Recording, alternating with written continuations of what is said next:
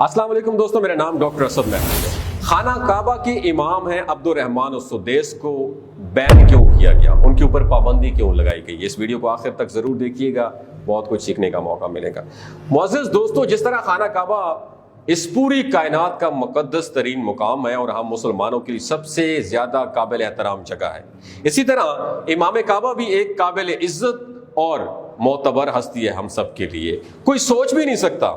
کہ اللہ تعالیٰ کے گھر کا نظام سنبھالنے والے اس امام کی کسی بھی طریقے سے بے عزتی کی جائے، انہیں برا بھلا کہا جائے، یا حد تو یہ ہو کہ انہیں قتل کرنے کی بھی کوشش کی جائے۔ لیکن آپ کو یہ سن کر حیرانگی ہوگی کہ ایسا کئی مرتبہ ہو چکا ہے۔ خانہ خدا میں ایک سے زیادہ بار مختلف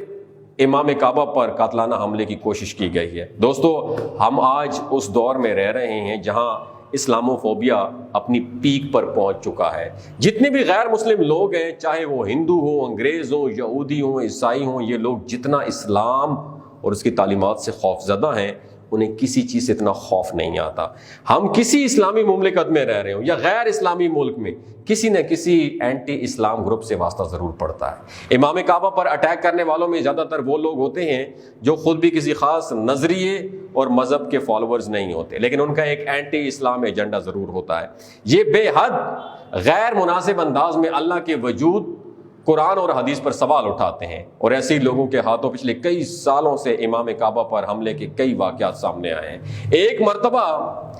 نماز جمعہ کے خطبہ کے دوران ایک شخص ہاتھ میں چھرا پکڑ کر دوڑتا ہوا آیا اور امام کعبہ پر حملہ کرنے والا تھا کہ سیکورٹی گارڈز نے اسے حراست میں دے دیا۔ اسی طرح دوستو، مارچ 2021 میں ایک مرتبہ ایک شخص کو حراست میں دیا گیا، جسے خانہ کعبہ میں دوڑتے ہوئے، چاقو لہراتے ہوئے، پرتشدد قسم کے نعرے لگاتے ہوئے بھی دیکھا گیا ہے۔ اس شخص کا رخ بھی امام کعبہ کی طرف تھا اور نیت اٹیک کرنے کی تھی۔ اکتوبر 2020 میں ایک شخص پکڑا گیا جس نے اپنی گاڑی حملے کی نیت سے مسجد کے گیٹ پر آ کر زور سے ٹکرا دی تھی، جس کے بعد فوری طور پر اس شخص کو گرفتار کر لیا گیا تھا۔ اسی طرح ایک مرتبہ عرب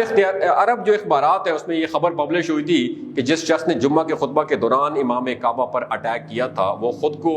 امام مہدی کہنے کا دعوے دار تھا۔ پیارے دوستو، امام کعبہ سید عبد الرحمن السدیس بھی اسی طرح کا دہشت گردانہ حملہ جو ہے نا برداشت کر چکے ہیں، جہاں خطبے کے دوران انہیں جان سے مارنے کی کوشش کی گئی، اور یہ واقعہ بھی پوری امت مسلمہ کے لیے بہت پریشان کن اور دہشت ناک تھا۔ سوچنے کی بات یہ ہے کہ کیوں کوئی شخص انہیں جان سے مارنے کی کوشش کرے گا، اور اس کے پیچھے اس کا مقصد کیا ہو سکتا ہے۔ اس تاریخی حادثے کی تفصیل سے پہلے آپ کو قاری عبد الرحمن السدیس کا تعارف کرواتے چلیں۔ ناظرین، آج سے کوئی 60-70 سال پہلے ایک چھوٹے سے خوبصورت عربی گھرانے میں ایک خاتون اپنے مہمانوں کے لیے کھانا بنا رہی تھی۔ انہوں نے اس کھانے کو بنانے میں کئی گھنٹے صرف کیے۔ مہمانوں کے آنے سے چند دیر پہلے ان کے بے حد شرارتی بیٹے نے اس کھانے میں مٹھی بھر ریت ڈال دی۔ جیسے خاتون کو اپنے بیٹے کی شرارت کا علم ہوا، انہوں نے بجائے اس پر غصہ کرنے کے یا اس سے ناراضگی والے الفاظ کے ساتھ ملامت کرنے کے اسے دعا دی۔ پتہ ہے دعا کیا دی؟ اس ماں نے کہا، جا میرا پتر جا، تجھے اللہ تعالیٰ خانہ کعبہ کا امام بنا دے۔ دوستو، وہ شرارتی بچہ اور کوئی نہیں تھا بلکہ خانہ کعبہ کے امام سید عبد الرحمن السدیس ہی تھے، اور انہوں نے ایک کانفرنس میں بذات خود اپنی زندگی کا یہ انہونا اور یادگار واقعہ سنایا تھا۔ یہ جو واقعہ تھا، یہ سناتے سناتے ان پر رکت طاری ہو گئی تھی، کیونکہ خانہ کعبہ کا امام بنایا جانا یقیناً کوئی معمولی بات نہیں تھی، کوئی چھوٹی سعادت نہیں تھی۔ ناظرین، امام کعبہ قاری عبد الرحمن السدیس تمام عالم اسلام کے لیے ایک قابل احترام اور بڑی معتبر ہستی ہیں۔ وہ خوف خدا رکھنے والے ایک بے حد نیک اور با اثر شخصیت ہیں، اور اپنی اسی خوبی کی بدولت انہوں نے کئی مرتبہ مڈل ایسٹ میں اسٹیٹ کے خلاف بھی آواز اٹھائی، اور کئی پلیٹ فارمز پر کھل کر یہودی لابی اور ان کے ایجنڈوں پر بھی بات کی، اور دنیا بھر کے لوگوں کو بتایا کہ یہ یہودی ایجنٹس مڈل ایسٹ میں مسلمانوں کے دشمن ہیں، اور یہی وجہ ہے کہ لوگوں نے انہیں اینٹی سیمیٹزم بھی کہنا شروع کر دیا، جس کا مطلب یہ ہے کہ لوگوں کے خیال میں وہ یہودیوں کے لیے ایک ڈینجر، ایک خطرہ ہیں، کیونکہ وہ ایک ایسے گروپ کا حصہ ہیں جو یہودیوں کے خلاف کام کرتا ہے، اور اس گروپ کو اینٹی سیمیٹزم بھی کہا جاتا ہے، جبکہ اس بات کا حقیقت کے ساتھ کوئی کنیکشن نہیں ہے۔ ایک مرتبہ امام کعبہ نے جمعہ کے خطبہ کے دوران قرآن اور حدیث کی روشنی میں قبیلہ بنی اسرائیل کا واقعہ بیان کیا اور یہودیوں اور دوسرے مذاہب کے لوگوں پر بات کی، یوں پوری طرح جسے منفی انداز میں پروڈیوس کیا گیا اور ان پر الزام لگا دیا گیا کہ وہ اپنے خطبوں میں مسلمانوں کو اکسا رہے ہیں کہ وہ یہودیوں کا قتل عام کریں، حالانکہ اس بات میں کوئی بھی صداقت نہیں تھی۔ ان الزامات کے بعد دنیا بھر سے قاری عبد الرحمن السدیس کو بے انتہا نفرت اور غصے کا سامنا کرنا پڑا۔ یورپین ممالک میں ایک بڑی تعداد میں لوگوں نے ان کے خلاف احتجاج کیا۔ کیوں احتجاج کیا؟ اور کینیڈا اور امریکہ میں ان پر بین لگا دیا گیا کہ اب سے وہ کسی بھی قسم کی مذہبی عالمی کانفرنس اٹینڈ نہیں کر سکیں گے۔ وہ کانفرنسز جہاں وہ سعودی عرب کے ساتھ ساتھ پوری امت مسلمہ کی نمائندگی کیا کرتے تھے، انہیں وہاں پر بین کر دیا گیا۔ ایک مرتبہ کعبۃ اللہ میں وہ ایک نماز کی امامت کروا رہے تھے، وہ اپنی نماز میں پوری خشوع و خضوع کے ساتھ مصروف تھے کہ ایک شخص دائیں جانب سے بھاگتا ہوا آتا دکھائی دیا اور امام کعبہ کو نقصان کو پہنچانے کی کوشش کرنے لگا، لیکن سیکیورٹی گارڈز نے انہیں بر وقت بچا لیا اور اس شخص کو فوری طور پر گرفتار کر لیا، جس کے بعد اسے عرب کسٹڈی میں دے دیا گیا۔ اس واقعے میں سب سے زیادہ ایمان کو تازہ کر دینے والی بات یہ تھی کہ خود پر قاتلانہ حملہ محسوس کیے جانے کے باوجود امام کعبہ محترم عبد الرحمن السدیس نے اپنی نماز تک نہیں توڑی، اور نہ ہی ان لوگوں نے نماز توڑی جو ان کے پیچھے ان کی امامت میں نماز ادا کر رہے تھے، اور اسی خشوع و خضوع اور دل جمی کے ساتھ نماز ادا کرتے رہے، اور اللہ تعالیٰ نے ان سب کو اپنی امان میں رکھا اور کوئی نقصان بھی نہیں ہوا۔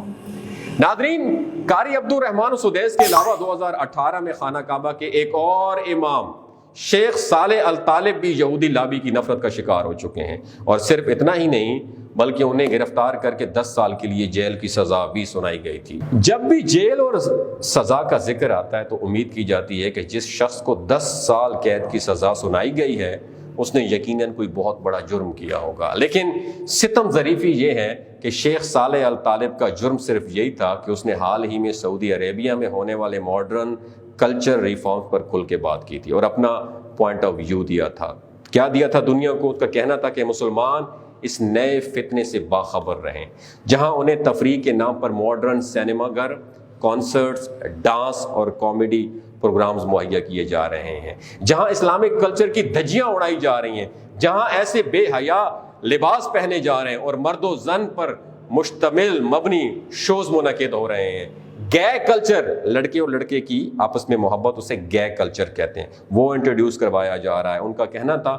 یہ کوئی کلچرل ریفارمز نہیں ہیں بلکہ ویسٹرن ایجنڈے ہیں جہاں مغرب سازشیں کر کے انہیں اپنے کنٹرول میں لینا چاہتی ہے، جس کے بعد اسلام کی کوئی گنجائش دکھائی نہیں دی جس میں، اور اس نے سعودی گورنمنٹ کو بھی اپنے آڑے ہاتھوں لیا، اور وہ ایک اسلامی ملک کے لوگوں کو،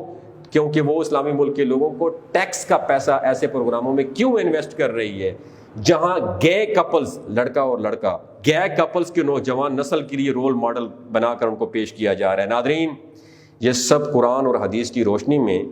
جمعہ کے خطبے کے دوران کہا گیا تھا، جس کا کوئی دہشت گردانہ مقصد نہیں تھا بلکہ اسلام کی تعلیمات کو اجاگر کرنا اصل مقصد تھا، تاکہ لوگ اسلام کی سربلندی کے لیے کھڑے ہو سکیں اور اپنے ایمان کی حفاظت کر سکیں۔ ان کی یہ تقریر واضح طور پر امر بالمعروف اور نہی عن المنکر کے اوپر پورا صادق آتی تھی، جہاں لوگوں کو برائی سے خبردار کرنے اور اچھائی کا راستہ اختیار کرنے کا کہا جا رہا تھا، لیکن اس کے بدلے میں انہیں 10 سال کی قید کی سزا سنائی گئی تھی۔ ناظرین، اس واقعے کے بعد اور اس سے ملتے جلتے مزید واقعات کے بعد اتنے عرصے میں یہ بات سامنے آ گئی کہ سعودی شہزادہ محمد بن سلمان کی پالیسیوں کے خلاف جو شخص بھی بات کرتا ہے اسے اسی طرح منظر عام سے غائب کر دیا جاتا ہے۔ حال ہی میں پی ایچ ڈی اسٹوڈنٹ سلمہ شہاب کو بھی 34 سال قید کی سزا سنائی دی گئی، جس نے سعودی گورنمنٹ کی پالیسیوں پر سوال اٹھایا تھا۔ اللہ سے دعا ہے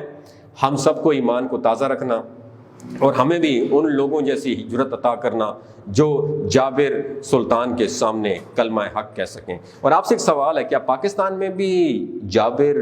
سلطان کے آگے کلمہ حق